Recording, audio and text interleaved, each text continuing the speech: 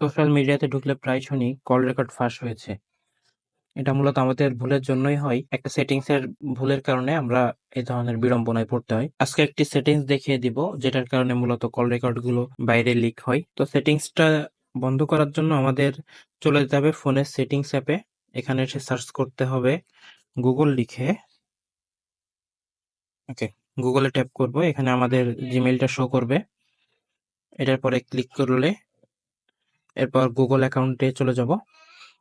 একটু ডানে স্ক্রল করলে পাবো ডাটা অ্যান্ড প্রাইভেসি, এখানে যেতে হবে। নিচের দিকে স্ক্রল করব, এখানে ওয়েব অ্যান্ড অ্যাপ অ্যাক্টিভিটি অপশনটা পাবো, এটাতে ক্লিক করলাম। ওকে, একটু নিচের দিকে স্ক্রল করলে পাবো হচ্ছে include voice and audio activity.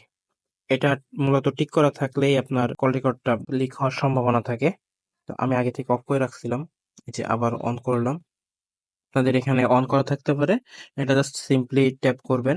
Tap করে স্টপ সেভিং এ ক্লিক করব, করে এটা অফ করে দিব। এরপর আর আপনার কল রেকর্ড বাইরে লিক হওয়ার সম্ভাবনা থাকবে না। ভিডিওটা শেয়ার করে টাইমলাইনে রেখে দিবেন এবং অন্যকে সতর্ক করবেন।